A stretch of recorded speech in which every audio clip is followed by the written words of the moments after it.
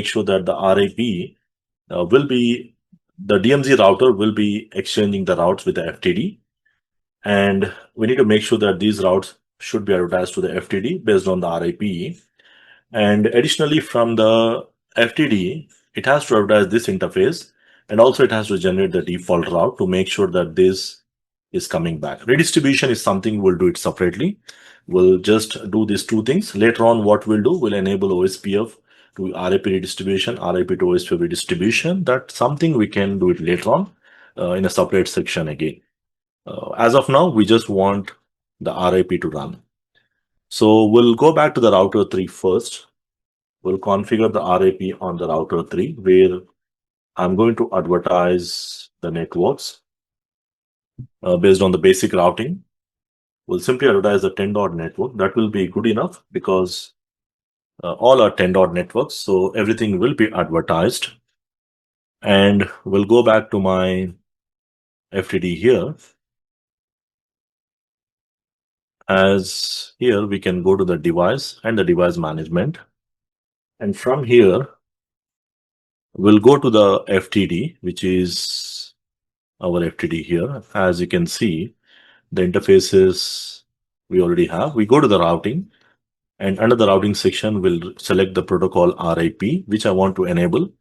So we enable the RIP. So we typically say send and receive version 2, which is more common, or generally version 2 is something we use, which will support the class-led networks and other things. And this will generate the default route. If you remember the default route advertisement, that is something default route will be advertised. We found the option here itself. And additionally, if you're doing some route filtering, we use route maps, but generally we don't do much of those filtering in the firewalls. We do it on the routers. And which network you want to advertise? I want to advertise the 10 dot network. So we'll DMZ network, DMZ connected interface. And that DMZ connected network is the IP, the subnet, which is running 10.0.30./24. So this is the network what we are connecting here. So we'll select this DMZ connected network and advertise that in the RIP.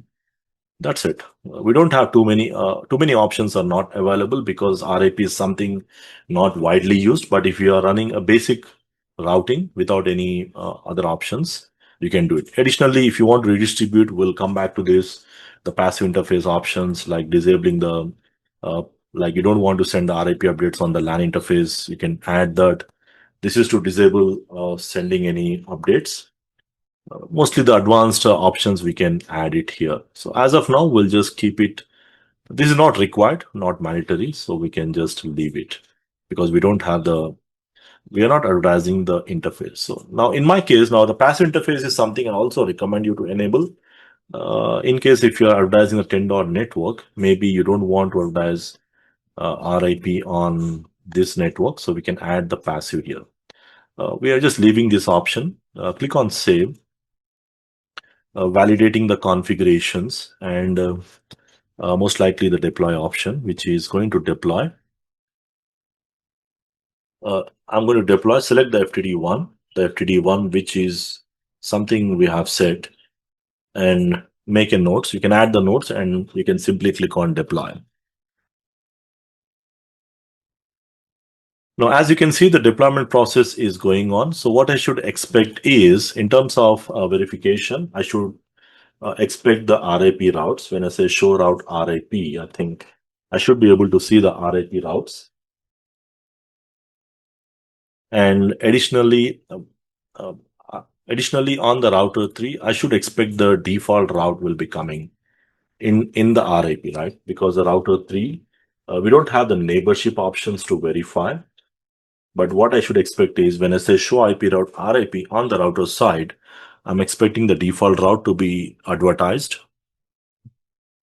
And on the FTD side, I'm expecting the routes, the loopbacks must be coming up once we finish up the deployment process. So let's wait for the deployment process to go ahead and complete. These are some of the verification commands, okay? Now, same way we can use other one, and I think the deployment process is completed. So let's expect the routes. Now, as you can see, this 40 dot network is also advertised because that comes under the 10 dot subnet. As you can see, the topology, you know, that's what, that's where, the option will help. The passive interface option will help. So as you can see, the topology on the FTD, I have advertised 10.0.30 subnet slash 24. Even though I have given the RIP doesn't consider this, it will simply advertise all the 10 dots, which means this is 10 dot and this is 10 dot. These are not 10 dots. So these two networks are automatically advertised. Maybe you don't want to advertise this interface, then we can enable the passive interface DMZ4. You can do that. But I'll just leave it as it is because I will be running RAP here as well. So, or you can run OSPF. Or if you don't want this network to be advertised, like I said, you can go back. Now, these are a little bit some advanced routing options you will see in the CCNP level, where you have to know these options a little bit. Because if you are advertising some network which are not supposed to advertise, then that may be some routing issues. Means you don't want some networks to get advertised. In that scenarios, we can use passive interface command. So we go to the RIP, and I'm going to say that uh, the DMZ4 network should not be advertised. So the passive interface, DMZ4 interface, should be passive, which means it should not be sending or receiving any updates. Because I'm not going to run OSPF on that side, okay? So let's keep OSPF on that side. We'll quickly deploy. And once I finish off the deployment process, select the device. And meantime, once you finish the deployment process, you should not see this. And likewise, we can go ahead and verify show route RIP. I'm expecting these 10.3 routes, which are the loopbacks of the router 3, confirms that we are exchanging the routes from the router. And likewise, I should be able to ping to any one of the loopback. If you are able to test, that is fine. Reachability is also there. And once we wait for the deployment process, you should not see this. But anyway, this is not going to be a big issue. But sometimes you don't want to advertise some interfaces by mistake. Most of the time, you don't run RIP. That's what, because there are many limitations with RIP. So you probably will be running OSPF everywhere. And that's the reason we'll go back to the here, we'll run the OSPF here. Okay. But before that, we'll also do some redistribution part. Okay.